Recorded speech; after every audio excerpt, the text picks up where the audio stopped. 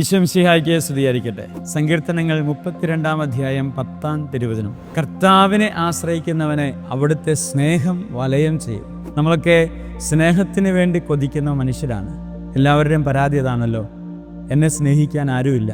നമ്മുടെ എല്ലാവരുടെയും ദുഃഖം ആത്യന്തികമായും സങ്കടങ്ങളുടെ കാരണം അതാണ്. പണമുണ്ടാകാം, അറിവുണ്ടാകാം, സ്ഥാനമാനങ്ങളുണ്ടാകാം, കുടുംബം ഉണ്ടാകാം, പക്ഷേ സ്നേഹിക്കാൻ ഒരു വ്യക്തി ഉണ്ടാവുക എന്നതാണ് ഏറ്റവും പ്രധാനപ്പെട്ട കാര്യം.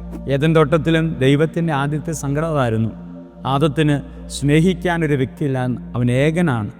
അങ്ങനെയെങ്കിൽ പ്രിയപ്പെട്ടവരെ, കർത്താവ് പറയാണ്, അവിടുത്തെ ആശ്രയിക്കുന്നവനെ അവിടുത്തെ സ്നേഹം വലയം ചെയ്യും. ഒരു ദൈവം സ്നേഹിക്കാൻ നമ്മുടെ കൂടെ ഉണ്ടെന്ന്. അതിനു വേണ്ടിയിട്ടാണല്ലോ കാൽവരി യാത്ര ഈശോ പൂർത്തിയാക്കിയത്. സ്നേഹത്തിന് വേണ്ടി ജീവൻ ബലി കൊടുക്കുന്നതിനേക്കാൾ വലിയ സ്നേഹമില്ല.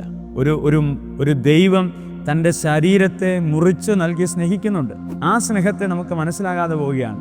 ഒരപ്പമായി എൻ്റെ ഉള്ളിൽ കടന്നു വരുന്ന ദൈവിക സ്നേഹത്തെ മനസ്സിലാക്കാതെ ജീവിക്കുമ്പോൾ നമുക്ക് പരാജയമാണ്, പരാതികളാണ്, പരിഭവങ്ങളാണ്.